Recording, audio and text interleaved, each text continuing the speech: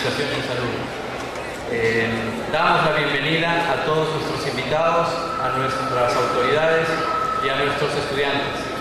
Buenos días a todos, estimadas autoridades presentes, docentes, colegas e invitados especiales, y muy especialmente nuestros estudiantes. La carrera de Laboratorio Clínico de la Universidad Estatal del Sur de Manabí les saluda y expresa su deseo de que este reto que asumimos con anhelo y mucha responsabilidad, como es la organización de las segundas jornadas internacionales de actualización en salud, sean exitosas. Es placentero para el comité organizador recibir a todos nuestros colegas y estudiantes y ofrecerles un evento científico de excelente calidad, avalado por la presencia de ilustres invitados de la geografía nacional e internacional, que presentarán los últimos avances en las áreas temáticas de nuestra carrera, ya que el programa incluye conferencias, mesas redondas, exposiciones de temas libres e inmejorables simposios. Debo destacar que el objetivo que nos trazamos fue fortalecer y mantener el alto nivel científico en cada una de las actividades y eventos que hemos de consolidar. De allí que el programa científico por áreas nos mostrará lo más relevante de la actualidad científica y marcará lineamientos específicos para mejorar nuestras decisiones diagnósticas y terapéuticas. Estamos seguros que la calidad de los trabajos de investigación que se presentarán superará las expectativas de todos los que asistiremos a este encuentro científicamente acreditado y además avalado en conjunto por el Ministerio de Salud Pública, a quien agradecemos su amplitud y acuerdo para realzar este importante evento que para nosotros es una experiencia más en el largo camino de la ciencia que nos toca recorrer. Quiero destacar la participación de una importante pieza de esta fiesta científica, como son los estudiantes, quienes demostrarán sus primeros pasos como ponentes, asumiendo también su reto y responsabilidad con deseo de superación y cumpliendo una de sus metas trazadas. Hemos recibido ponencias de diferentes universidades hermanas, dentro de las que podemos mencionar la Universidad de Machala, la de Guayaquil, la Universidad Técnica de Manabí y la Universidad del Zulia, con quien tenemos convenios para fortalecer la formación profesoral de esta ilustre universidad, pero que al mismo tiempo abre caminos para fortalecer la investigación en ambos sentidos. Deseo agradecer a los docentes que desinteresadamente han dado lo mejor de sí para que este evento fuera posible, comenzando por la coordinadora de la carrera, nuestra estimada doctora Karina Merchán, los compañeros Catherine de la Torre, Jorge Ponce, Teresa Vélez, Javier Reyes, Yasmín Castro, William Lino, Anita Murillo, Juan Carlos Álava y Carlos Marcillo, entre otros. A nuestros invitados del Ministerio de Salud Pública, quienes hoy están aquí y desde que comenzamos la programación han sido nuestros principales aliados, a nuestros invitados nacionales e internacionales y a los propios. Mi agradecimiento sincero a las autoridades rectorales, a los actores de nuestra facultad en sus diversas instancias, a nuestra decana, a nuestros queridos estudiantes, razón de ser de nuestra universidad, y a tantas otras personas que dieron su apoyo para que este evento se llevara a cabo. Por supuesto, gracias infinitas a Dios que permitió todo lo obtenido. Quiero comprometer desde ya a los estudiantes, porque ya los organizadores de este evento estamos comprometidos, a que el éxito sea nuestra principal bandera, mediante los aportes, las intervenciones, las sugerencias y el disfrute total de esta jornada científica que nos hemos planteado durante estos 3 días.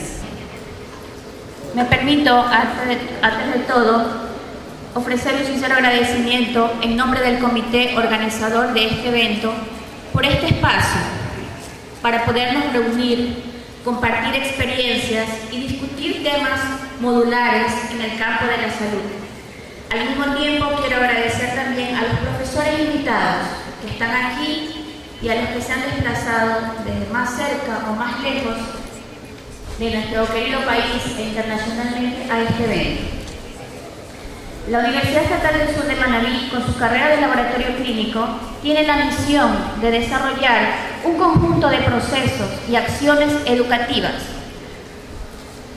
que la institución ofrece a los docentes, profesionales y estudiantes con el fin de actualizar y profundizar sus conocimientos, elevar su nivel investigativo, perfeccionar su formación y contribuir de esta manera al proceso de modernización académica de nuestra querida universidad. Las necesidades de la población ecuatoriana en el ámbito de la salud tienen una gran demanda para ser atendidas, prevenidas, así también como ser diagnosticadas a tiempo. Por lo anterior, es imperioso que la formación académica superior responda a las expectativas y necesidades de la sociedad, a la planificación nacional y al régimen de desarrollo y a la perspectiva de desarrollo científico, humanístico y tecnológico.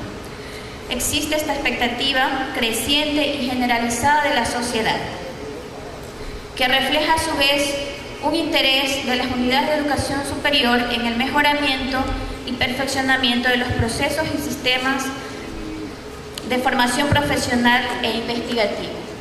Es por eso que nosotros, con el comité organizador y con el apoyo de las autoridades de esta alma mater, se ha organizado la segunda jornada internacional en actualización de salud.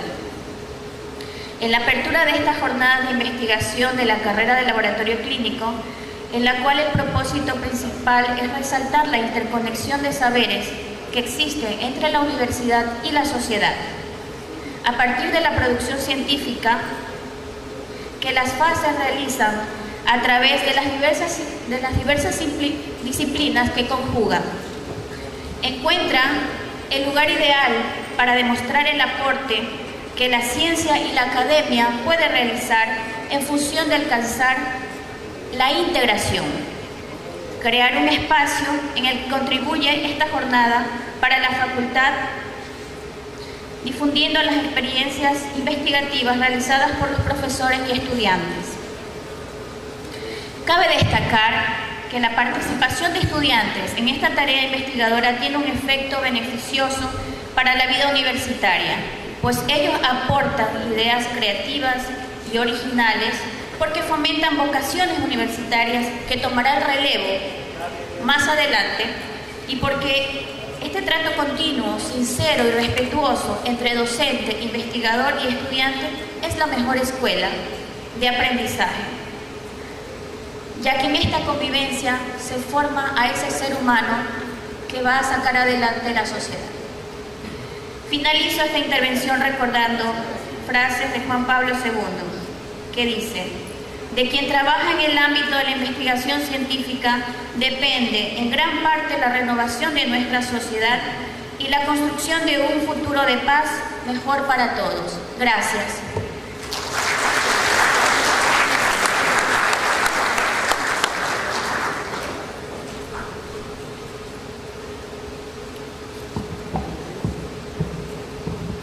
A continuación, intervención del doctor Omelio Borroto Leal, rector de la UNESUM. Un aplauso. Bueno, muchísimas gracias por esta invitación y voy a hablar unas breves palabras. Primero, expresar el orgullo que tenemos de nuestros profesores y estudiantes de laboratorio clínico. Y no lo estoy diciendo desde el punto de vista protocolar. Los he ido observando en los 4 años y medio que llevo en este lugar, en este hermoso cantón, en esta universidad. Y por supuesto que nos falta mucho por hacer. Pero cuando los profesores trabajan con unidad, con objetivos, partiendo de lo principal son nuestros estudiantes, la formación integral de nuestros estudiantes. Puede haber un enfoque u otro, una discrepancia, pero no tengo duda que vamos a triunfar. Nosotros empezamos la batalla con una universidad en 20,13 puntos en la evaluación del SEACE en aquel momento. Era la penúltima universidad ecuatoriana y había peligro de que se cerrara. Lo saben los que ya llevan tiempo aquí, no los muchachos jóvenes que han empezado hace poco. Y empezamos a hacer autoevaluaciones entrar y a no desanimar y a unirnos y a valorar todas las opiniones, y llegamos a acreditar la universidad con 41,36, quiere decir más del doble de lo que compartimos. Y quiero aclarar que para mí la universidad está empezando. Cuando doy algún elemento de esto, no lo doy con ningún enfoque triunfalista, porque pienso que hay mucho por hacer. Incluso he dicho en algunas ocasiones que para mí la universidad está al 10% de lo que debe hacer. Es una opinión personal mía. Por supuesto, lo más importante es ir avanzando y ir logrando esos resultados. La metodología de evaluación ya cambió. Nosotros no llegamos a obtener la calificación B, la categoría B que existía en aquel entonces. Ya hoy, en la evaluación de las universidades, se eliminó la categoría A, B y C en el nuevo reglamento. No llegamos precisamente por lo que ustedes están haciendo hoy, que es la ciencia. Y obtuvimos 0,17 de 21 puntos, que era la evaluación máxima que se podía obtener. Ya nosotros en este momento, por los indicadores que hemos ido evaluando, debemos andar alrededor de 7 puntos de 21, pero todavía hay mucho por hacer. Y si nos evaluaran por el reglamento de aquel entonces, que ya cambió, nos van a evaluar por uno más exigente, ya esta universidad estuviera en la categoría B, porque ya pasaría de los 45 puntos. Ahora viene una evaluación mucho más profunda: cómo se integra la academia, la investigación y la vinculación con la sociedad, cómo formamos cada vez mejor nuestros estudiantes. Yo conversaba con la decana recientemente cuando fuimos a inaugurar el tema de la capacitación a los muchachos de enfermería, que nosotros podemos aquí dar un acto, ponerle la museta, aplaudir, hacer todo, pero si después no pasan el examen profesional que le exige el Ministerio de Salud Pública, no hemos cumplido nuestra función social.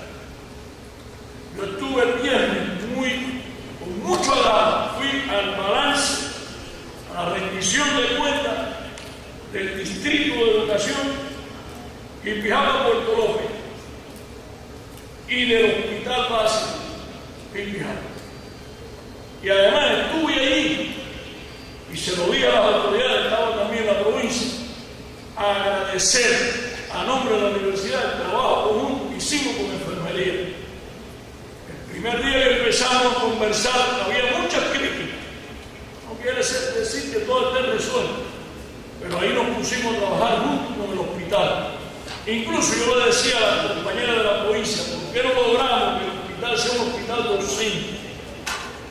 Bueno, hay que ver, eso tiene determinados requisitos, y acordamos hacer un programa intenso de trabajo común. Ahora vino la evaluación de enfermería, que fue realizada en el 2018, yo rindo cuenta el miércoles a la sociedad, que es lo que le corresponde a una universidad, un rector y a sus autoridades. Y lo vamos a hacer como siempre hemos hablado, transparente. Como le dije, una visita que tuve a las 7:30 de la mañana, que venían con una carpeta, entregue la carpeta, claro que mi hijo es así, no se preocupe, lo valoraremos, pero será en un análisis colectivo y transparente, no sin ningún compromiso de otra índole. Y nosotros, en el caso de enfermería, también logramos la acreditación. No todas las carreras de enfermería están acreditadas en Ecuador. Tenemos además que trabajar cada vez más, estamos acreditados por 5 años. Por supuesto que no vamos a pensar porque estemos acreditados. Nos falta muchísimo que hacer. Ahora viene la evaluación del laboratorio clínico, según me han dicho. ¿Por qué? Porque se hace convertido ahora en el CAS, que es un organismo para evaluar la calidad, que está haciendo fundamentalmente las carreras de salud por la importancia que tiene. Nosotros ya nos estamos preparando la autoevaluación de ingeniería civil, la autoevaluación de agropecuaria, la primera que van a ir avanzando, son las de la salud. Y yo pienso que llegaremos a un momento que también, igual que recibimos esa acreditación por parte del CASI, estarán todos ustedes aquí, los profesores, los directivos, los estudiantes, con el triunfo de decir que también el laboratorio clínico de la UNESUM es una carrera acreditada. Y esa es la meta próxima. Por eso este evento tiene una trascendencia muy grande. Hay que ir cada vez más a la ciencia. Ya nosotros tenemos 20 PhD registrados y habilitados. Cuando empezamos había uno solo. Tenemos 61 en formación. Incluso ayer empezaron algunos otros más, como una institución argentina. Y tendremos que seguir avanzando cada vez más, no formando máster o PhD teóricos, que no se vinculen, que no mejoren cada vez más las clases. Quería comentar estas cosas. Además, lo último que les voy a mencionar. Hay un periodista norteamericano de alto nivel. Yo lo volví a ver anoche porque él trabaja en la CNN los domingos. Me han dicho que viene a Ecuador y estoy tratando de ver si podemos hablar con él, que es Andreu Oppenheimer. Y Andreu Oppenheimer hizo un libro, el último, yo tengo los 4 que ha hecho él, dice, sálvese el que pueda, se llama el último. Una terminología complicada. Y dice ahí que el 46% de los puestos laborales en los próximos 20 años van a ser transformados o van a desaparecer. Y en ese mismo libro dice que si algunas carreras tienen perspectiva, tienen desarrollo, tienen seguridad, son las carreras de la salud, enfermería y laboratorio clínico, incluso a veces le dan más energía y a la medicina. Quiere decir que ustedes están en una tarea muy hermosa que tiene que ver mucho con la salud del pueblo, con las humildes personas para las cuales nos debemos, porque esta universidad tiene que ser una universidad de la sociedad y para la sociedad. Quiero felicitar a los organizadores. Así como hay que trabajar, además integrado con la empresa pública nuestra. Yo vi ayer la foto del salón, me las pasaron, ayer domingo. Yo estaba inaugurando un CECADER, un Centro de Capacitación y Desarrollo Local y Escuela de Liderazgo en Pedro Calvo, en el cantón Pedro Calvo, porque tuvieron la amabilidad de pedir ayuda en ese sentido. Y hay más de 250 estudiantes de Pedro Calvo en esta universidad. Como ya la universidad no solamente de Manabí, que con mucho orgullo, esa es la razón de ser principal, y el sur de Manabí, esta universidad tiene el 68% de sus estudiantes de cantones que no es enviado. Eso le da vida científica, cultural, le da una proyección extraordinaria. Y ayer me pasaron la foto, cómo estaba modestamente con las dificultades que podamos tener preparando este local para dar este evento, que además agradecemos también profundamente. Yo preguntaba a los profesores que vienen del hospital de Quito, de otros lugares, y hay que hacer un reconocimiento, porque vienen a ayudar a la formación de los jóvenes, sin interesarles otros criterios de carácter personal, ninguna ventaja personal. Por eso los felicitamos de todo corazón. Les pedimos que sigan trabajando integrados. Y para terminar mis palabras, le pido un fuerte aplauso jipijapense, manabite, ecuatoriano para la carrera de laboratorio clínico. Bueno, primero buenos días, autoridades de la universidad. Realmente es una satisfacción para mí venir de Quito y estar en esta universidad, estar aquí en la costa, estar en una provincia hermosa. Realmente es una satisfacción para la gente que venimos. Vamos a tratar de hacer un acercamiento un poco lo que es las enfermedades crónicas. Soy el doctor Francisco Barrera, vengo trabajando en enfermedades crónicas aproximadamente 20 años, en lo que es fundamentalmente diabetes e hipertensión arterial. En este momento estoy trabajando en un hospital que es el Hospital Psiquiátrico Julio Endara. Es un hospital que es de referencia nacional, es un hospital de tercer nivel, donde también el paciente psiquiátrico también presenta enfermedades crónicas no transmisibles, como es la diabetes y la hipertensión arterial. Y vamos a tratar de hacer un acercamiento, ¿de acuerdo? Entonces, Lastimosamente, entiendo que el primer profesor no lo estuvo aquí, así que voy a hablar un poquito de lo que es riesgo cardiovascular.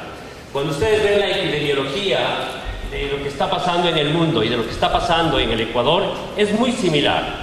La primera causa de morbimortalidad, tanto en el primer mundo como en el mundo en vías de desarrollo, son las enfermedades cardiovasculares.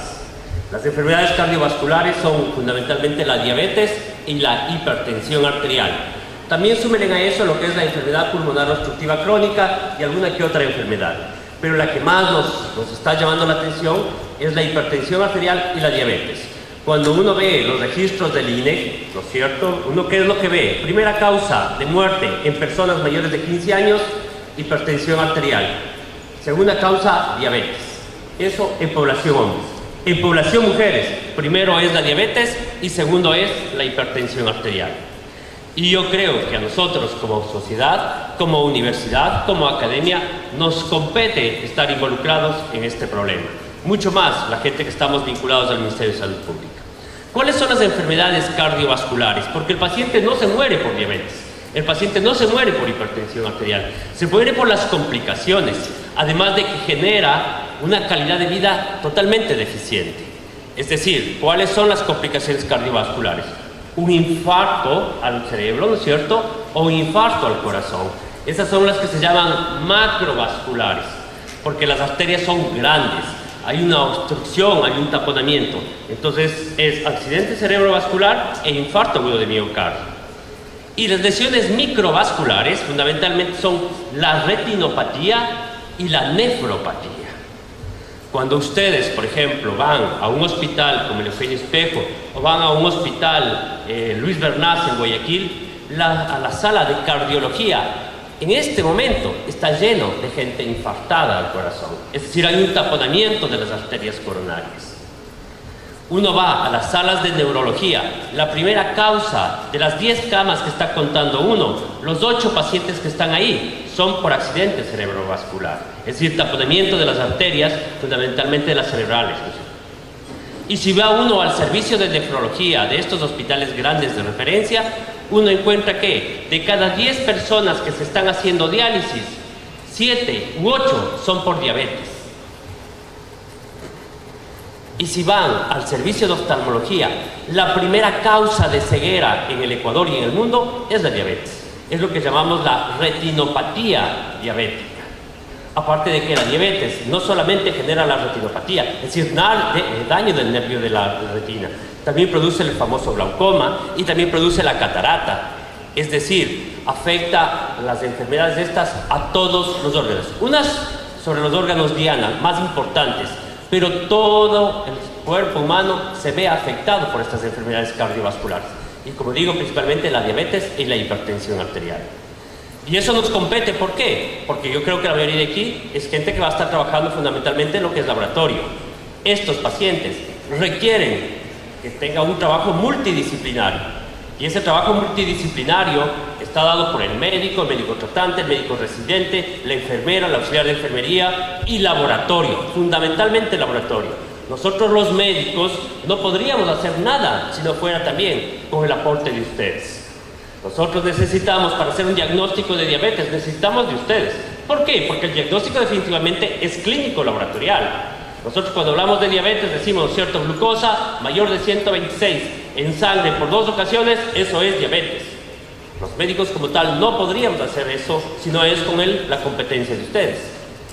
Pasa exactamente, ¿no es cierto?, con todas las pruebas de laboratorio. Cuando hablamos, por ejemplo, de dislipidemia, es decir, alteración del colesterol y los triglicéridos, ustedes son los que nos ayudan para poder hacer ese diagnóstico.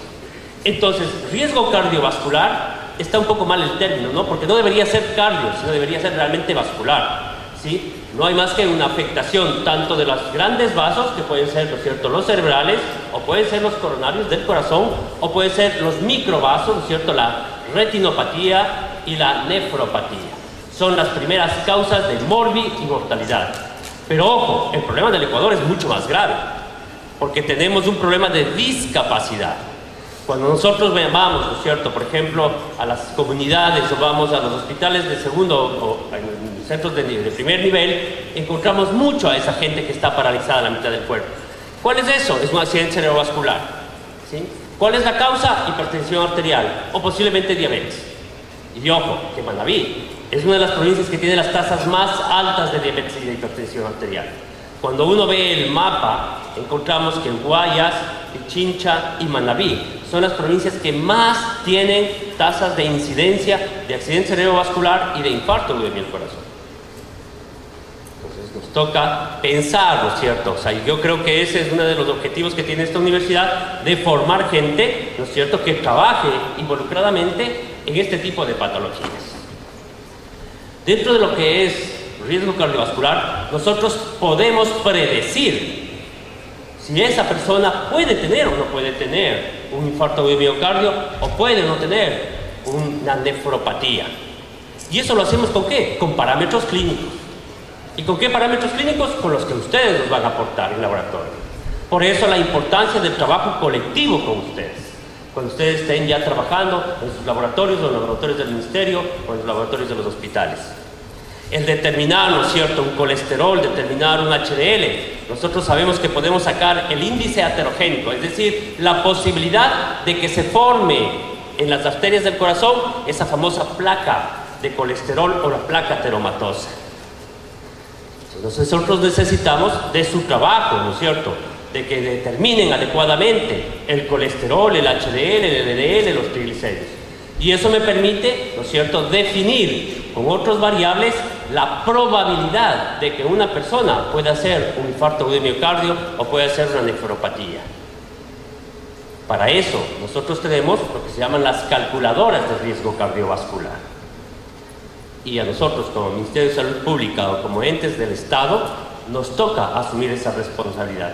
Prever de que cuántas personas van a desarrollar o un infarto, o un accidente cerebrovascular, o nefropatía, o retinopatía.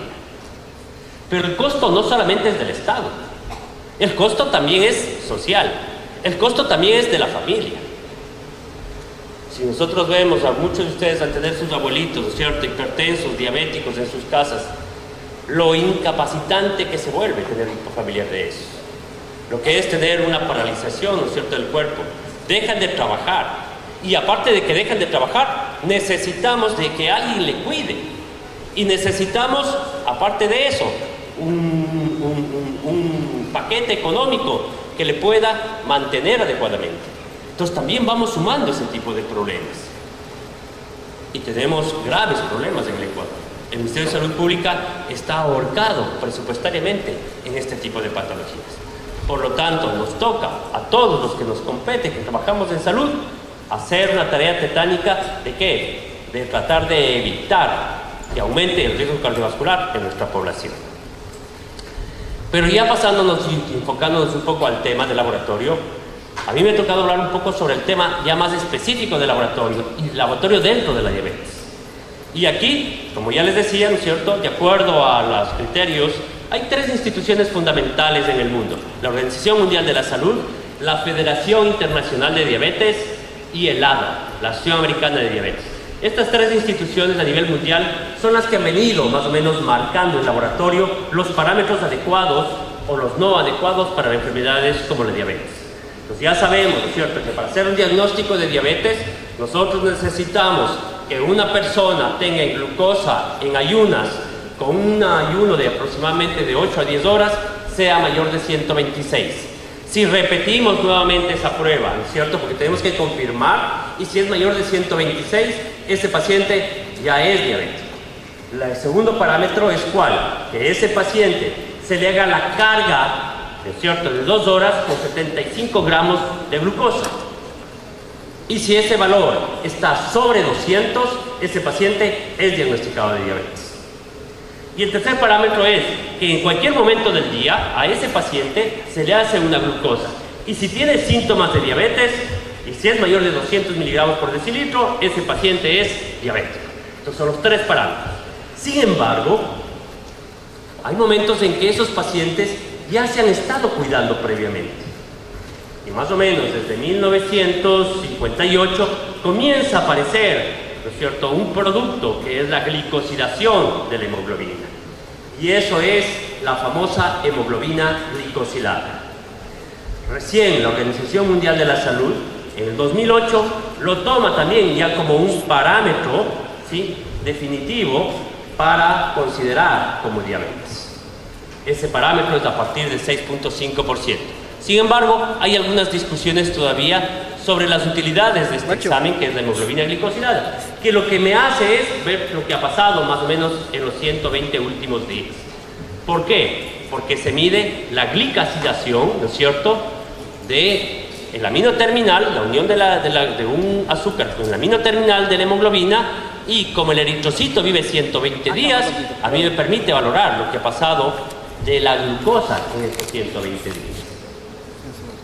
En todo caso, para nosotros es sumamente importante este parámetro de laboratorio que es la hemoglobina glicosilada. ¿Y por qué es importante? Vamos aquí más o menos a definir algunas cosas. En primer lugar, lo que les acabo de mencionar. Cuando a mí me diagnostican de diabetes es del año 0. Es decir, yo voy al laboratorio, me diagnostican de diabetes con la glucosa mayor de 126.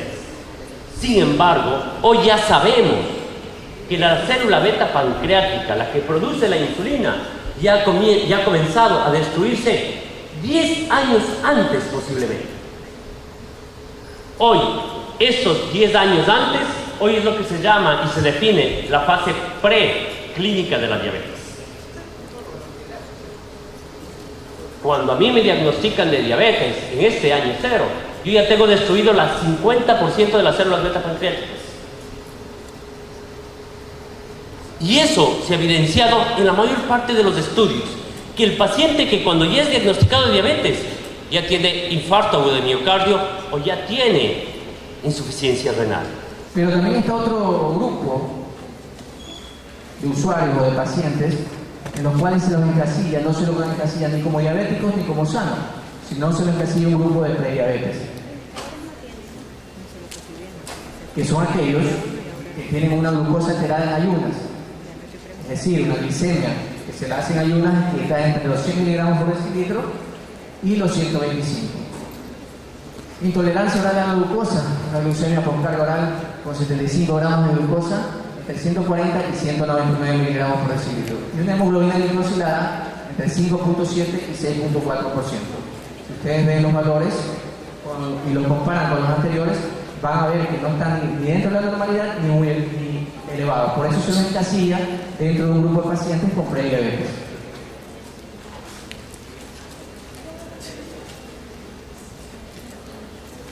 Les decía, los pacientes llegan con polidipsia, que es la sed excesiva, la poliuria, el aumento en cuanto al volumen de la expulsión de la orina, la polifagia, que es esas ganas de comer excesivamente, y la pérdida de peso inexplicable. Pacientes que aún continúan consumiendo su dieta normal, su dieta ellos están acostumbrados y aún así están perdiendo peso.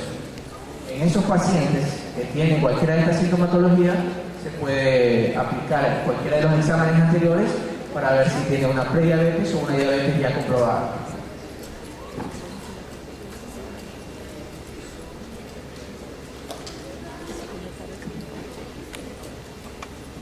Hablamos de factores de riesgo para desarrollar diabetes. En el primer nivel de atención se deben estudiar todos estos factores de riesgo. Una persona con un índice de masa corporal, muchos de ustedes sabrán lo que es el índice de masa corporal, que te mide el peso para la talla. Entonces, si tienes un índice de masa corporal aumentado, que te dé un valor de mayor a 25 miligramos por metro cuadrado, tienen un perímetro de cintura de mayor de 80 en las mujeres y 90 centímetros en los hombres, antecedentes familiares de primer y segundo grado de diabetes tipo 2, antecedentes obstétricos de diabetes gestacional, antecedentes obstétricos de parto en las mujeres de un producto de mayor de 4 kilos, peso al nacer menos de 2.500 gramos, niños de madres con antecedentes de diabetes gestacional, hipertensión arterial mayor de 140/90, triglicéridos mayores de 250, colesterol HDL menor de 35, sedentarismo, que es no hacer actividad física menos de 150 minutos a la semana, adultos con escolaridad menor a la educación primaria, acantosis nígricas, que es la parte de la piel que se vuelve oscura en la zona de los pies, tanto en cuello como en axilas o en la ingle, son zonas donde puede aparecer la acantosis nígrica. Mujeres con historia previa, con síndrome de ovario poliquístico y la edad mayor de 45 años. Como ustedes ven, son los sinnúmeros de factores de riesgo que involucran tanto hombres y mujeres para desarrollar una diabetes.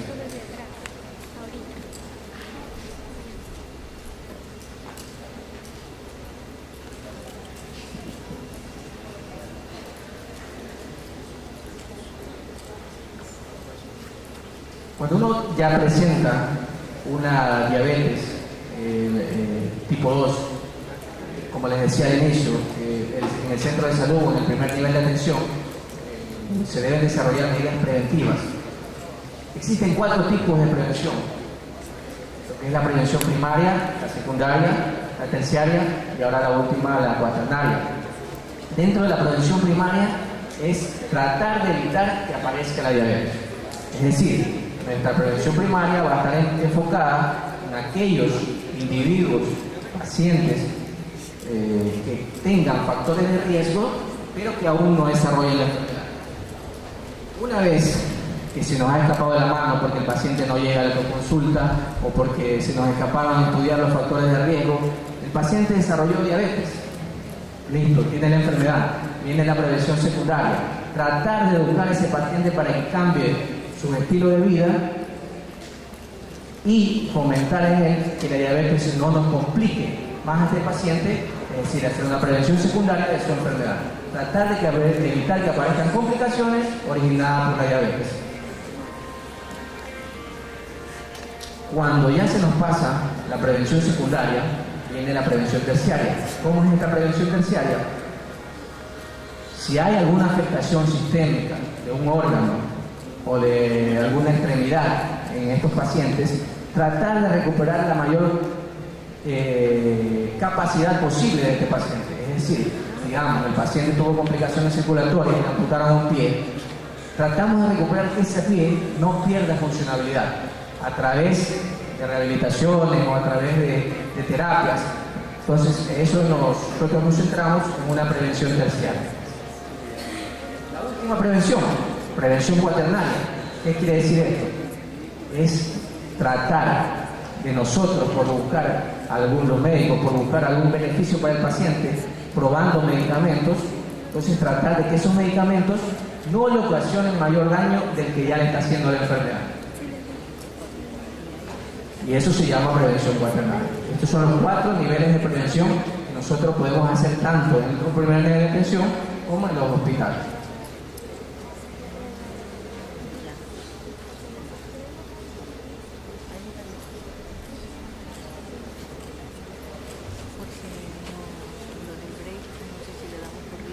Cuando yo tengo un paciente con un índice de masa corporal aumentado por encima de 35, que yo lo catalogo como un paciente prediabético o con factores de riesgo para desarrollar diabetes, tengo un tiempo determinado para lograr que ese paciente me disminuya sus factores de riesgo. Existen los factores de riesgo que son modificables, existen factores de riesgo que no son modificables. Por ejemplo, la edad y el sexo no son modificables, porque yo no le voy a cambiar la edad de un paciente ni el sexo de un paciente, yo no le puedo cambiar. Pero sí le puedo cambiar el sedentarismo, sí le puedo cambiar sus hábitos alimentarios, como también le puedo cambiar lo que son costumbres viciosas, por ejemplo el alcohol y el tabaco. Todo esto, si el paciente se lo pone en tratamiento, hacemos nosotros nuestra prevención, entonces el paciente no va a desarrollar una diabetes o va a controlar mejor su diabetes.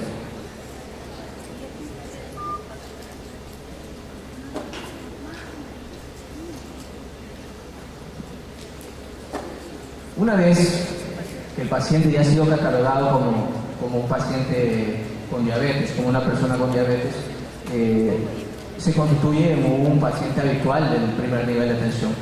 Va a ir sus controles, pero el control no solamente va a estar enfocado en las actitudes clínicas uno le pueda.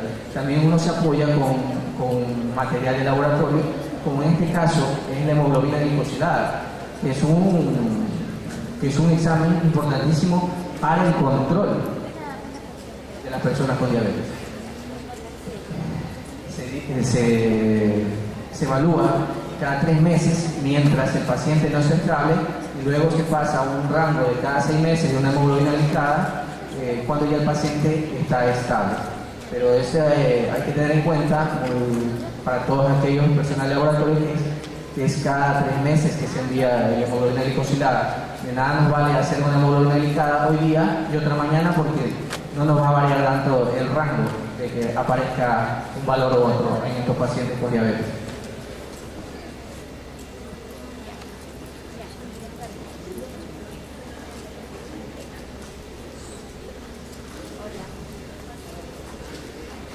Muy importante también nosotros, para cambiar ese estilo de vida, para nosotros proponer un cambio en el estilo de vida de un paciente, es tener una asistencia nutricional. Es importantísimo. Nosotros como primer nivel de atención también contamos con una nutricionista que es la que tiene que valorar y encaminar al paciente a tener un estilo de vida saludable. Las recomendaciones actuales dice que de la dieta los carbohidratos deben estar en el 40 al 60%, las grasas en un 30 al 45% y las proteínas en un 15 al 30%. Es muy importante que se cuente con una asistencia nutricional, porque un paciente con diabetes, una persona con diabetes que no mejora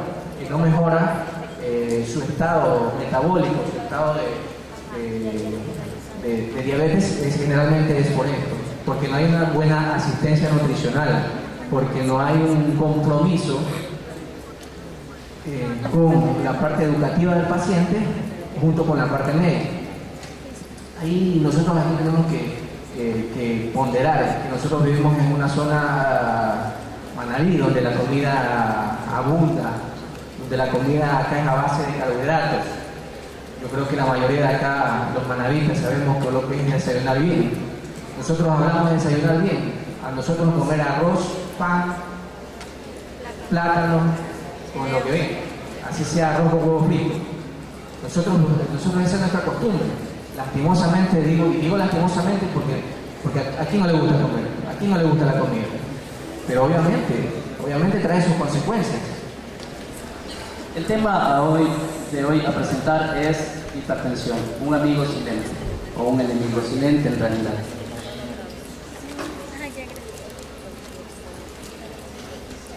Antes de empezar con las preguntas, o antes de empezar con el repositorio de las diapositivas, hay que empezar por lo que definir qué es una hipertensión arterial. En realidad, la hipertensión arterial no es más que la fuerza que se ejerce o la tensión que se ejerce en las arterias de las personas que ya tienen factores de riesgo. ¿Sí? ¿Cuándo considero a un paciente que tiene hipertensión arterial?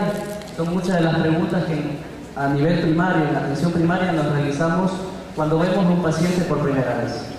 ¿Qué dicen las guías de hipertensión arterial? En realidad, en la actualidad tenemos muchas guías, pero como su nombre lo indica, solo son guías, es decir, que no son fundamentos rígidos a los cuales tenemos que aceptarlos como tal. ¿Por qué? Porque cada paciente, cada individuo es un organismo muy diferente, con hábitos, con disciplinas diferentes. No todos tenemos el mismo vivir diario, todos tenemos una concepción diferente del día a día. ¿Cuáles son estas guías que en realidad debemos de tener presentes en atención primaria y en todos los niveles? Son la Guía Europea de Hipertensión Arterial, la JNC8 y las guías de la AHA, del Colegio Americano de Cardiología.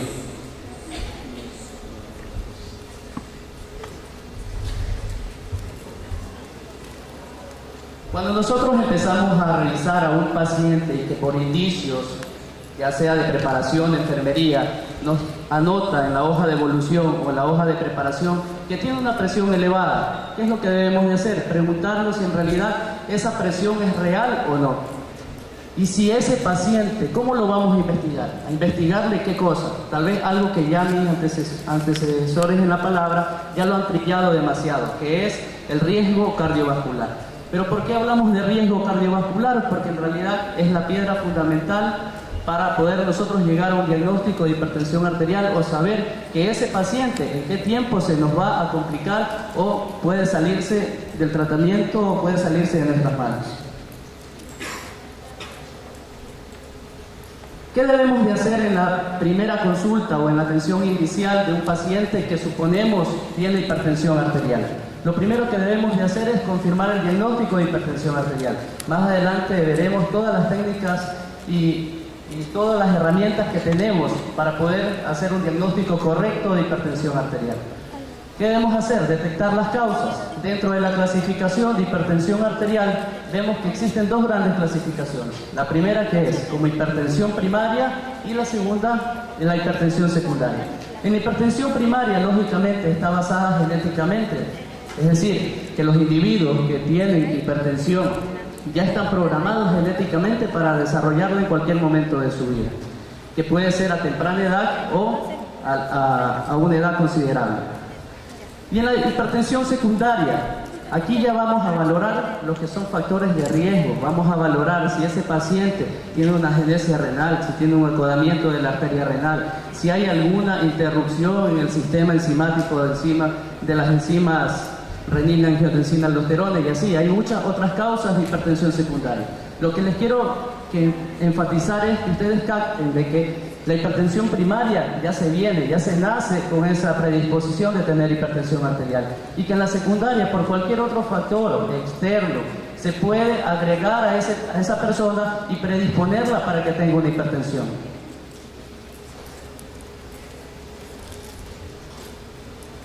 Cuando hablamos de diagnóstico en la primera consulta o en las consultas subsecuentes, ¿qué es lo que debemos de hacer? Tal vez muchos de ustedes han de conocer el AMPA.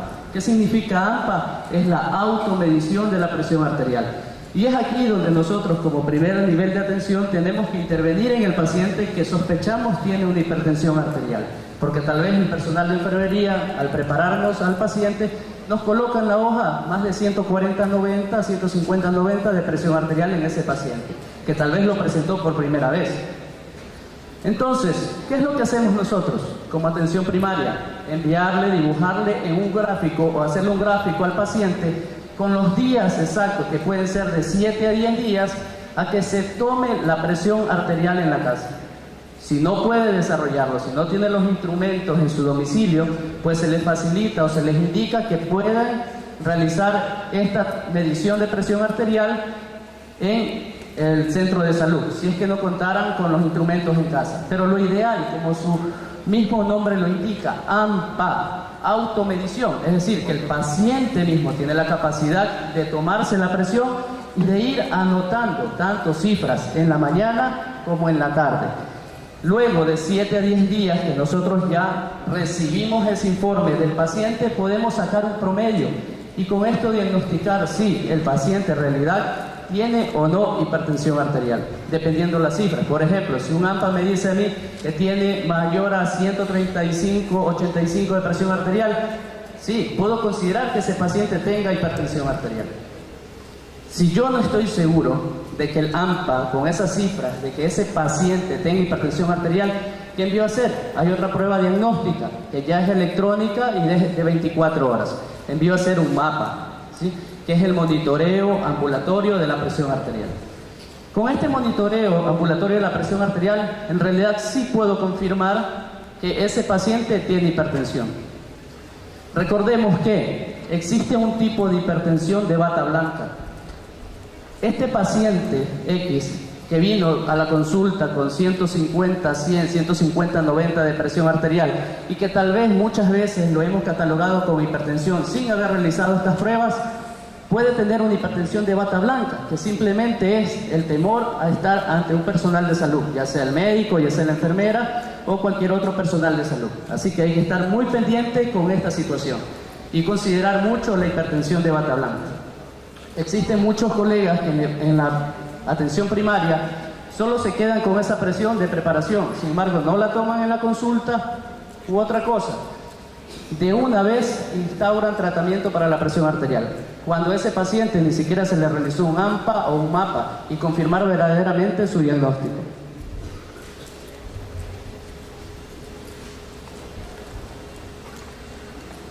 En esta diapositiva vemos que la presión arterial en el domicilio, lo que les decía el AMPA, si tiene una presión arterial de 135/85, me da alta sospecha o alto valor predictivo positivo. ¿Para qué?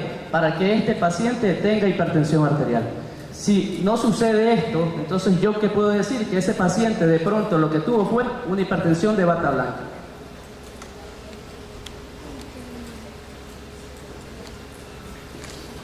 Aquí encontramos la clasificación ya de la presión arterial o de la hipertensión arterial como tal, dependiendo de las diferentes escuelas de donde tomemos nosotros la referencia para poder catalogar o dar el diagnóstico de hipertensión arterial a un paciente. Así tenemos a la escuela europea, que dice que la cifra óptima sería menor a 120-80 milímetros de mercurio y que está dividida en varios grados a la final, grado 1, grado 2 y grado 3. ¿Cuándo es hipertensión grado 1 o leve? Cuando las cifras de presión arterial están entre 140 y 159, la presión sistólica y la diastólica entre 90 y 99. Y así podemos observar todo detalladamente en el cuadro hasta llegar a la hipertensión arterial grado 3, en donde ya la presión arterial sistólica es mayor o igual a 180 milímetros de mercurio y la presión diastólica igual o mayor a 110 milímetros de mercurio. Muy buenos días. A mí me gustaría que nos pudieran explicar qué implicaciones tiene el término diabetes emocional.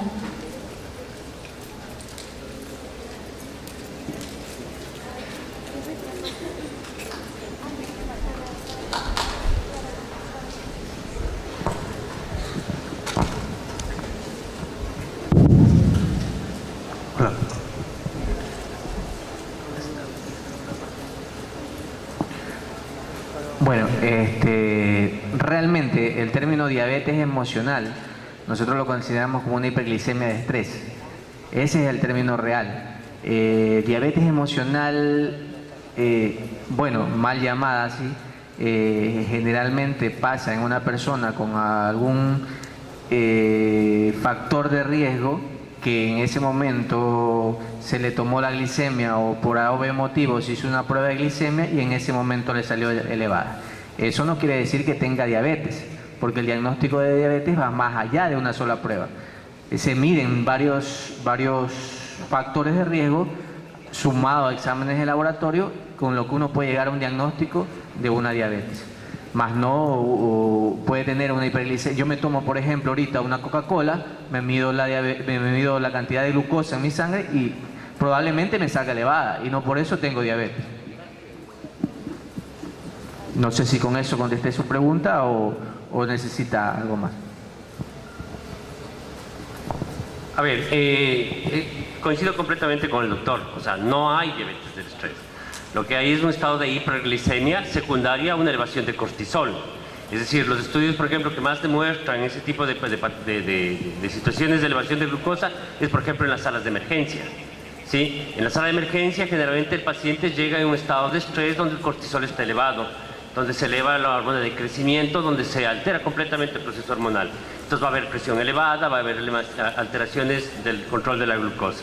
Por eso yo decía, en la diabetes, ojo, con el valores de la hemoglobina glicosilada en general con todo metabolito. Hay que tener cuidado, ¿no es cierto?, lo que es la analítica, los factores clínicos y todo lo que significaría la intervención. Entonces, mucho cuidado con eso. Porque muchos de los pacientes dicen, doctor, estoy con la glucosa elevada porque me estresé, porque... No, o sea, señora, usted no tomó la medicación, por eso es que tiene la glucosa elevada. ¿Sí? Eso de que el estrés no. ¿Cuánto es más o menos la probabilidad de que pueda subir frente a situaciones de estrés? Uno habla más o menos de 40 miligramos por decilitro. Es decir, si una persona está con 100, se le subirá a 140. Y eso no es criterio diagnóstico de diabetes. Criterio diagnóstico de diabetes, como ya lo dijeron los doctores, es que glucosa mayor de 126 en 2 tomas diferentes, en sangre venosa con ayuno de 8 horas, y con un valor estandarizado, ¿cierto? Eso es el concepto de diagnóstico de diabetes. O con carga de glucosa de 75 gramos 2 horas después que esté sobre 200. O el tercer criterio es mayor de 200 en cualquier momento del día, ¿no es cierto?, con sintomatología. Y por último decíamos que una hemoglobina glicosilada mayor de 6.5. Entonces no hay concepto de diabetes de estrés. Muchas gracias. Mi pregunta iba dirigida, ya que en algún momento, como docente, apliqué una encuesta y pedí a los estudiantes que aplicaran encuestas a pacientes ya diagnosticados con diabetes. Entonces, dentro de las respuestas que daban los pacientes, eran que muchos médicos le habían dado este diagnóstico, que lo que ellos tenían era una diabetes emocional. Entonces, un poco para aclarar eso, ¿sí? Muchas gracias.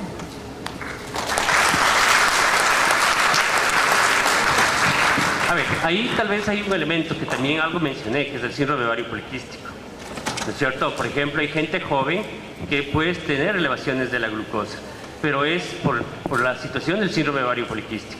Puede ser que esté tomando medicación, o sea, lo que decía, ¿no es cierto? Está tomando corticoide o está tomando algún otro medicamento que puede hacer que eleve la glucosa, y eso no es criterio de diabetes. No sé si reafirma un poco más. Bien, en realidad, diabetes emocional como sí no existe en la clasificación de diagnósticos, pero sí está documentado en estudios de la Sociedad Europea y de la Sociedad Española que una situación negativa o positiva, ya sea de euforia, de tristeza, hace que, sobre todo de euforia, el mecanismo en realidad es un poco complejo. ¿Por qué? Se libera cortisol, se libera adrenalina y estos van directamente hacia el páncreas. ¿Y qué es lo que hacen? O van directamente a la circulación y estimulan el páncreas. ¿Y qué es lo que hacen allí? Estimular la secreción de hormonas contrarreguladoras a la insulina, como es el glucagón, la somatostatina. Y esto hace que se eleve mucho más estas hormonas y vaya hacia el torrente circulatorio, haciendo que las incretinas en el tubo digestivo también disminuyan, de que estimulen más la absorción de glucosa, que el hígado también provoque más cantidad de glucosa, que la desdoble y por ende las cifras de glucosa en sangre también se eleven. Pero es la situación la que provoca esa elevación de la glucosa, más no un criterio diagnóstico para decir yo tengo un paciente que justamente por una situación emocional tiene diabetes emocional. Así de sencillo es.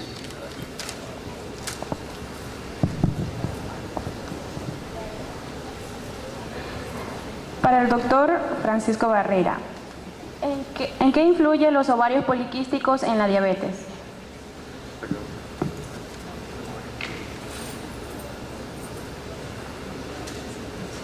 Ya, a ver, ¿cuál es el concepto de ovario poliquístico? ¿No es cierto? El concepto de ovario poliquístico es un componente hormonal donde clínicamente uno puede determinar con hiperinsulinismo, o sea, por hiperinsulinismo va a tener hirsutismo, es decir, el vello facial, va a tener sobrepeso, obesidad, va a presentar acné y va a tener generalmente a la ecografía, va a tener posiblemente más de 10 o más de 10 quistes. Ese es el concepto, ¿no?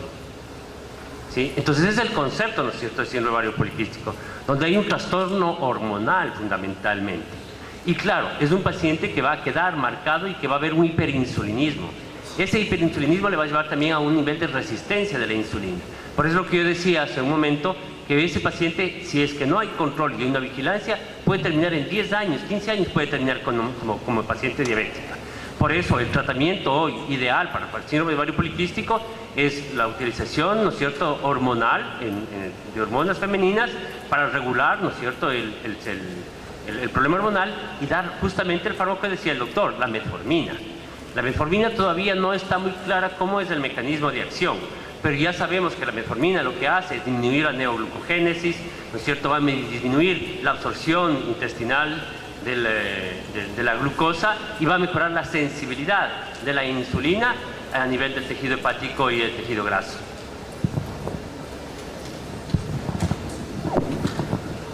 Bueno, la pregunta fue dirigida para el doctor Barrera y él muy acertadamente la contestó. Solamente quiero acatar algo. Cuando se habla de síndrome de ovario poliquístico, no se habla solamente de ovario poliquístico, que muchos asocian eso. Dicen, no, yo tengo ovario poliquístico, puedo padecer diabetes. Se habla de síndrome. El síndrome como tal es un conjunto de signos y síntomas que acompañan a una enfermedad. En este caso, el síndrome de ovario poliquístico está acompañado de insulinoresistencia, dado por toda la actividad hormonal característico de esa paciente. Entonces, si uno habla de un conjunto de factores, Entonces conlleva a que ese síndrome de ovario poliquístico en un momento a otro determine la insulina resistencia y en ese paciente desarrolle una diabetes. No es que justamente el ovario poliquístico te va a llevar a desarrollar una diabetes, sino es el conjunto que involucra ese síndrome. Cuando también mencionábamos esto del síndrome metabólico, normalmente hay una cosa que se llama el ATP3, el ATP4, la misma IDF, todas estas instituciones definen lo que es síndrome, los criterios de síndrome metabólico. Entonces pone hipertensión arterial, tiene la diabetes, tiene la dislipidemia y el sobrepeso y la obesidad, con cualquiera de los criterios que utilicen para eso. Pero si uno ve más atrás de eso, uno ve la hiperuricemia, es decir, la elevación del ácido úrico. Uno también ve ahí, por ejemplo, el problema tiroideo. Y también dentro de eso está el síndrome de ovario poliquístico. Ese es el problema, ¿sí? Es decir, no podemos separar. Todavía filosóficamente se está discutiendo si es que es un solo síndrome, o sea, todo lo que es síndrome metabólico, o son patologías separadas. ¿Sí? Todavía no se llega a ese consenso. Entonces, lo más probable es que tiene un mismo componente que es hormonal y tiene un componente que es de características también de tipo familiar, o sea, la carga genética. Yo lo que decía el cuadro de Botero, es decir, desde la obesidad de papá, la mamá y los hijos y hasta el perrito. Y es lo que decía el doctor, son los cambios de las circunstancias que nos ha ido modificando en lo que conversábamos ayer de noche con algunos de los doctores, la epigenética. Es decir, los cambios, los cambios del mundo, el dejar de caminar, el comer la rica comida manavita, nos va a terminar llevar a ser diabéticos. O sea, ese es el problema. Eso va cambiando y va modificando nuestra estructura y nuestra codificación genética, o se va disminuyendo nuestra expresión genética, o va produciendo ciertas expresiones genéticas que hacen que termine con cualquiera de estas alteraciones. Entonces, ese es el problema. No sé si aclaré un poco más.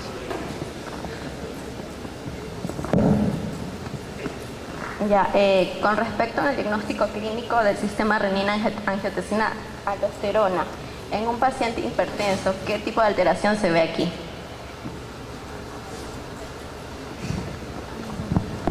Bien, en cuanto a este sistema de renina-angiotensina-aldosterona, vemos que entre más cantidad haya de renina-angiotensina, mayor va a ser la hipertensión arterial, es decir, mayor va a ser la resistencia vascular periférica que presenta este paciente, y esto se traduce en hipertensión arterial. Si en realidad nosotros empezamos un tratamiento con IECA que va destinado justamente a interrumpir este sistema renina-angiotensina-aldosterona, vamos a actuar es allí, inhibiendo la angiotensina 1, ¿verdad? Con IECAS. Con ARA2 vamos a inhibir la angiotensina 2. Y por ende, vamos a tener menos sobrecarga de este sistema y por eso va a disminuir la resistencia vascular periférica. ¿Y cómo se va a traducir esto? En que la presión arterial se controle, inclusive hasta que disminuya, ¿sí? A ver, hay algunas cosas bien importantes. Yo a veces doy clases sobre esto y yo ahí hablo mucho de los argentinos, porque todo este sistema, que es el sistema de renina-angiotensina-aldosterona, han intervenido la cardiología argentina fundamental en los últimos 40 años. La primera persona que descubrió la angiotensina es justamente un argentino. El que primero creó un fármaco, a nivel mundial, ¿no? El primer fármaco por vía oral para controlar el sistema de la inhibición de la enzima convertidora de angiotensina fue un argentino. La primera persona que hizo bypass, los puentes coronarios, es un argentino. Y el médico que creó los famosos stent, los que hace que abran las arterias, es un argentino. Entonces los argentinos cumplieron un papel súper fundamental en este sistema renina-angiotensina-aldosterona. Pero ¿qué es lo que hace esto? A nivel de la corteza suprarrenal estimula la aldosterona. La aldosterona, ¿qué es lo que hace? Retiene sodio y agua. Entonces aumenta el volumen circulante de nuestra circulación. Y si aumenta el volumen circulante, ¿qué va a generar? Aumento de la presión arterial. A nivel del sistema nervioso central, ¿qué es lo que se presenta? Hormona antidiurética. Entonces, antidiuresis. Entonces, retengo líquidos. Y si te retengo líquidos, aumenta el volumen circulante, aumenta la presión arterial. A nivel, ¿no es cierto?, de las arterias, ¿qué es lo que provoca? La vasoconstricción, que se cierren las arterias. ¿Y eso qué es lo que hace? Que una manguera donde pasaba, pongamos, una cantidad de líquido, ahora se cierra, va a aumentar la presión arterial. A nivel cardíaco, este sistema renina-angiotensina-aldosterona va a provocar que mi corazón lata más. ¿Y eso hace qué? Que aumente la fuerza, ¿no es cierto?, la fuerza de contracción, y aumenta la presión dentro de las arterias. Y a nivel renal, a nivel de lo que es el cubo contorneado proximal, retiene también agua y sodio, por lo tanto aumenta el volumen circulante. Entonces, si aumenta el volumen, aumenta la resistencia de las arterias, aumenta la presión arterial. Por lo tanto, en este momento, lo que se está planteando, un poco diferente a lo que plantea el doctor, ¿no es cierto?, que es lo que dice el JNS8. Hoy hay que individualizar para bloquear ese sistema renina-angiotensina-aldosterona. Por ejemplo, nosotros aquí en Ecuador tenemos un problema bien grave con la población negra. Ellos tienen demasiado alta la renina en la población negra. Entonces ustedes cuando van a Esmeraldas, por ejemplo, la gente tiene presiones de 240 a 120. Es una locura. Les damos cualquiera de estos medicamentos y no les funciona. Entonces, ¿qué nos toca dar? Los beta bloqueadores o los calcio antagonistas que se llaman, o los mismos diuréticos. Es decir, hoy lo que está planteando un poco el mundo, aunque las guías son guías, como usted mismo lo decía, doctor, o sea, las guías hay que tenerlas medias claras, pero hoy lo que se está planteando es más bien individualizar. Hoy lo que se está planteando es dar 2 fármacos, pero a dosis bajitas, porque el problema de todo medicamento es que tiene demasiados efectos secundarios. O sea, yo puedo estar ayudando en algo, pero puedo estar generando efectos secundarios. Entonces, por ejemplo, las experiencias que tenemos, por ejemplo, con los diuréticos. Los diuréticos hacen que baje, sí, la presión arterial, pero en cambio le va a dar gota. Le aumenta el ácido úrico. Pero en todo esto, yo lo que quiero que quede así como perla, ¿no es cierto?, donde ustedes, es que sin el trabajo de ustedes como laboratorio, nosotros no podríamos trabajar. Es decir, ¿quién va a hacer la determinación de la glucosa? ¿Quién va a hacer la determinación del colesterol y los triglicéridos? ¿Quién va a hacer la determinación del ácido úrico? ¿Quién va a hacer el aclaramiento de creatinina en orina 24 horas? Son ustedes. Entonces, nosotros los médicos no podemos trabajar solos. Por eso es el trabajo conjunto y en equipo, que es lo que siempre hemos planteado.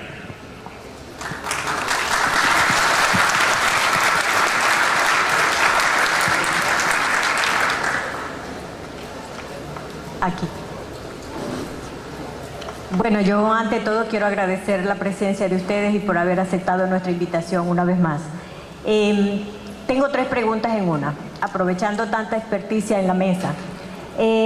Una es que tenemos asistencia de una gran cantidad de estudiantes y de recién egresados y otros que ya pronto egresarán de nuestra carrera, y se habló en alguna de las conferencias, específicamente del doctor Anzules, sobre algunos otros tipos de diabetes.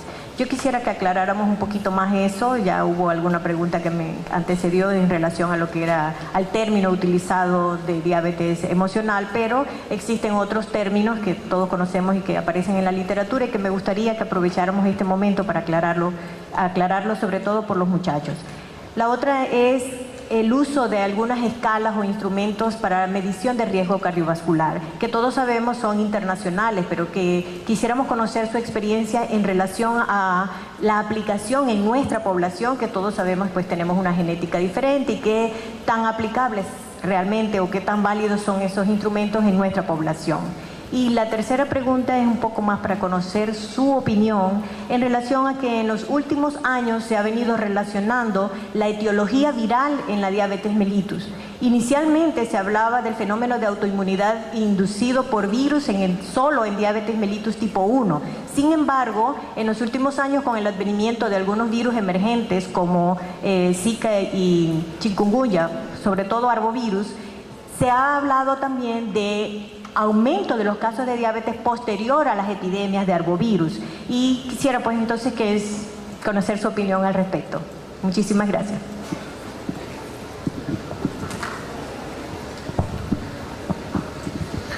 Bueno, en lo que respecta a la primera pregunta, dentro de los otros tipos de diabetes, anteriormente la clasificación era fácil.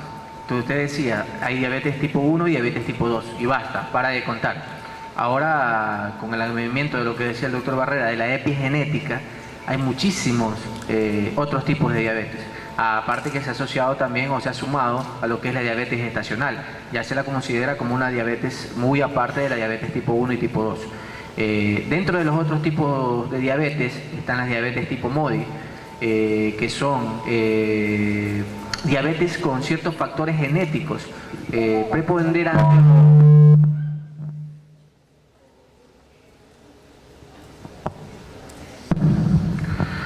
o que en ciertos grupos de personas que están predispuestas a desarrollar diabetes son las que se estudian, que son las diabetes tipo MODY. Estas diabetes tipo MODY, si no mal no me equivoco, existen 8 tipos o subtipos. que de acuerdo al gen afectado, al gen que predispone a desarrollar esa diabetes, se las nombra de acuerdo al orden numérico, que van desde la diabetes MODY tipo 1 hasta la tipo 8.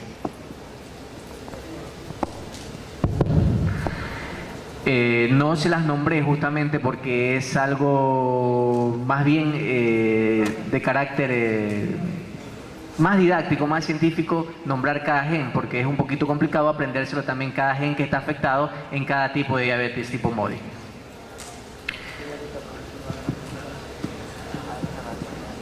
No, ya. Sí, está bien. Y otro tipo de diabetes es la diabetes tipo... esa generalmente es en el adulto mayor. De la diabetes tipo 1 tenemos, ¿no es cierto?, la que es de dos tipos, la inmunológica como tal, ¿no es cierto?, y la otra que se ve afectada realmente por una característica viral, que es la que podría estar relacionada con su tercera pregunta. Luego tenemos las diabetes, es generalmente la que se presenta en el niño, ¿no? Es decir, 4 o 5 años, generalmente ya hay una destrucción de la célula beta pancreática. Luego tenemos las diabetes tipo las diabetes tipo MODY, y lastimosamente van creciendo todos los días, ¿no? Porque son monogénicas. Entonces cada vez, la última, ya hay la 11, aunque no lo crea, que es de una familia de japoneses, ¿sí? Es de una familia de japoneses que hay 2 trastornos de gen, y eso, claro, es una diabetes tipo MODY, que es características genéticas. Se presenta generalmente en esas personas de entre 15 y 20 años, ¿sí? Que están relacionadas incluso como síndrome como síndrome metabólico.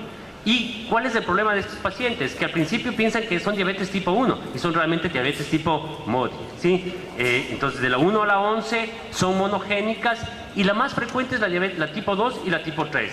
Y la tipo 3 generalmente está relacionada con las mujeres embarazadas, obesas y adolescentes. Luego viene la diabetes tipo LADA, o la latente del adulto, que no es más que la presencia de anticuerpos contra islotes pancreáticos y contra la insulina.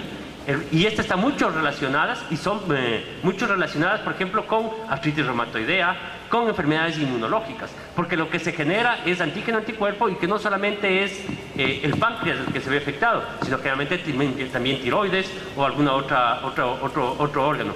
No confundir con las enfermedades que pueden estar asociadas a las MEN tipo 1 o MEN tipo 2, que son las un poquito más complicadas. Pero en todo caso, por ejemplo, el Hashimoto, que es la presencia de anticuerpos antitiroideos, está relacionada, por ejemplo, con la diabetes tipo LADA.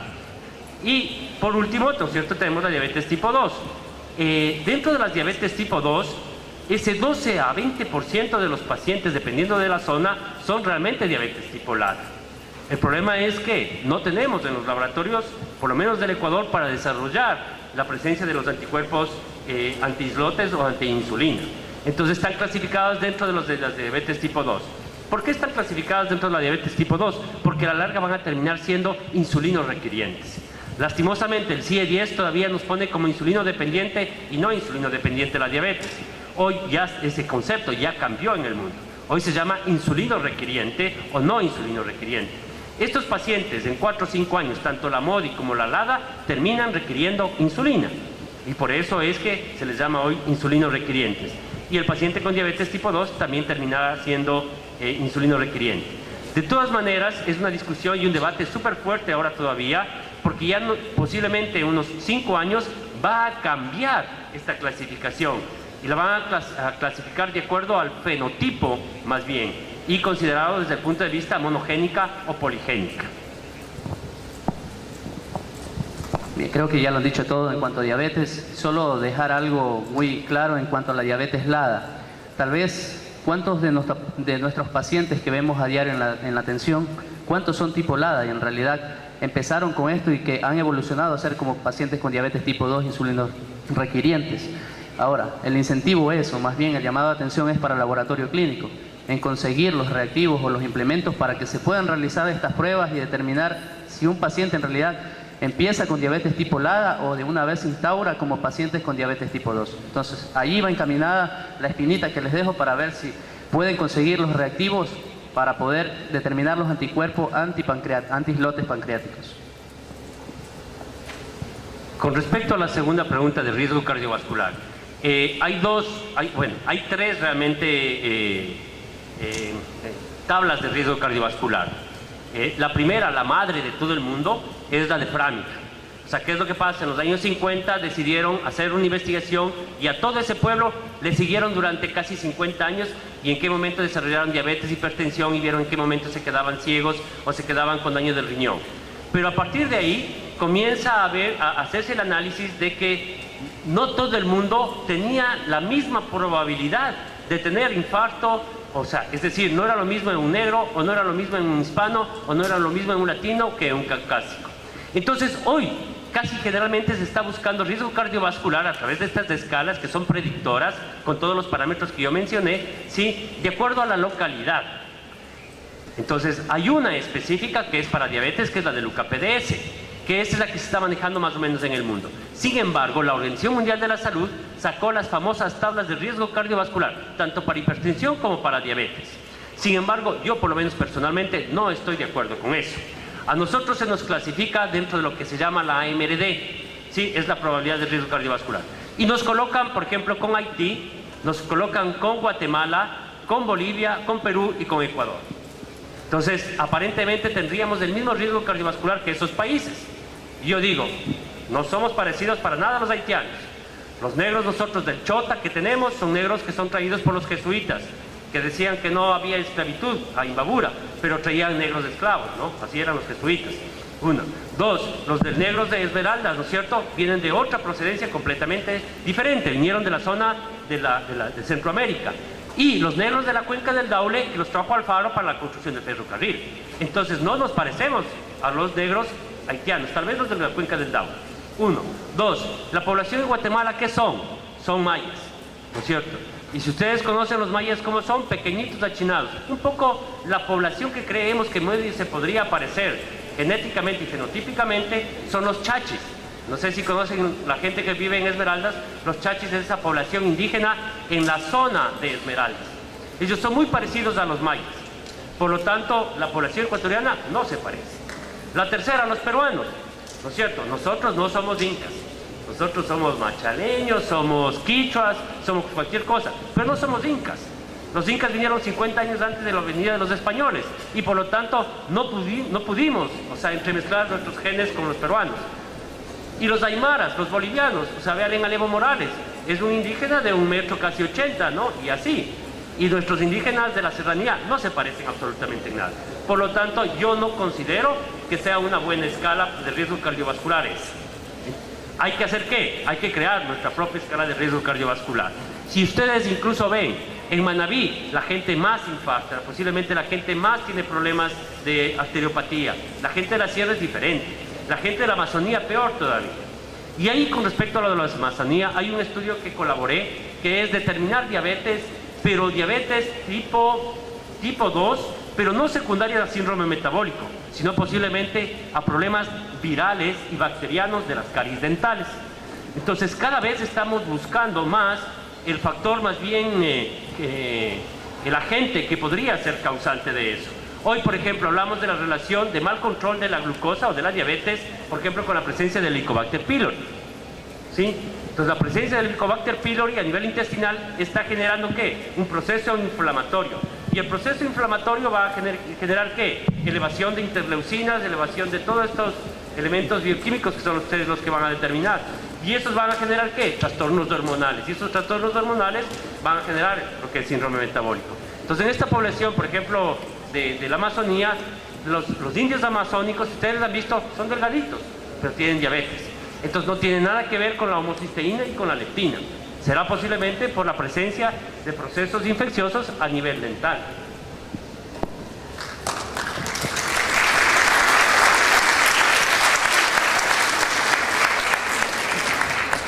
Bien, en cuanto al uso de escala, estoy muy de acuerdo con el doctor, y era lo que manifestaba antes de empezar con la conferencia, de que no todos somos iguales, de que las escalas fueron hechas en países norteamericanos, que fueron hechas a nivel de Europa, y que en nada nos parecemos nosotros a ellos, desde la parte laboral hasta la parte del sedentarismo, desde la parte genética hasta la individualidad de cada organismo.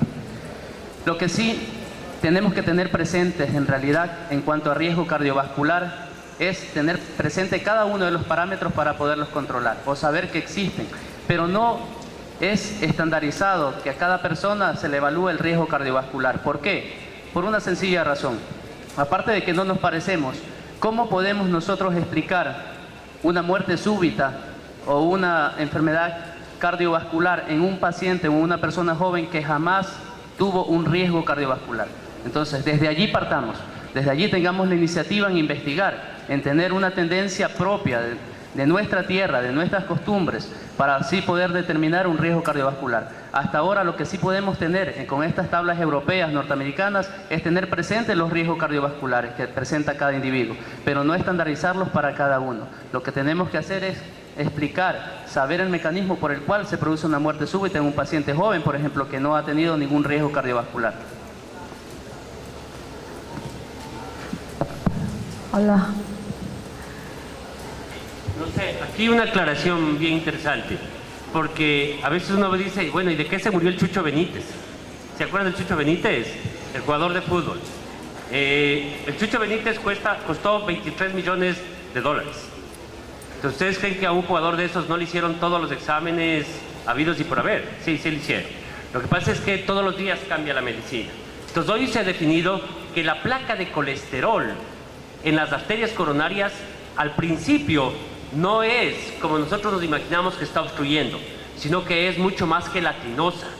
Entonces pasa el flujo y la placa se va para arriba. Entonces cuando uno le hace la prueba de esfuerzo, el Chucho Benítez respondía, pero se vio que la placa esta es como un uso oral, es como un uso, es decir, viene el flujo de sangre y se hace para fuera y permite pasar el flujo, y por eso nos presenta en la prueba de esfuerzo positivo.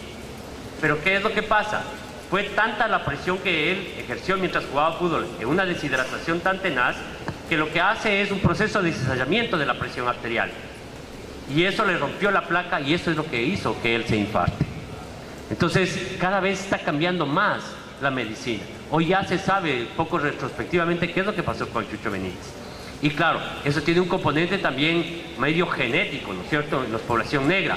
Hoy se sabe que, por ejemplo, la mamá embarazada, sí, si yo cojo y saco a ese feto y le hago, le veo microscópicamente las coronarias, y si esa mamá tiene sobrepeso, está comiendo mal, las coronarias de ese feto ya tiene lo que se llaman las estrías de colesterol. A los 15 años, un niño con sobrepeso ya tiene pequeñas y ligeras placas de colesterol. A los 45 años ya tiene bien formadas las placas de colesterol. Por eso es que a partir de ahí se hace el riesgo cardiovascular. Y si es que es diabético, se duplica o se cuatruplica el riesgo de infartarse en el corazón. Entonces, ¿qué es lo que pasa? Hay que tratar de vigilar desde el nacimiento. Hoy hay un estudio que acaban de presentar entre Quito y Guayaquil y Cuenca, donde hablamos de que el 30% de los niños tienen sobrepeso y obesidad. Es decir, ellos ya tienen placa ateromatosa. Y posiblemente en 20 o 30 años ellos serán diabéticos o hipertensos. Entonces la cosa es grave. Por eso hablaba el doctor de un problema de una epidemia, ¿no?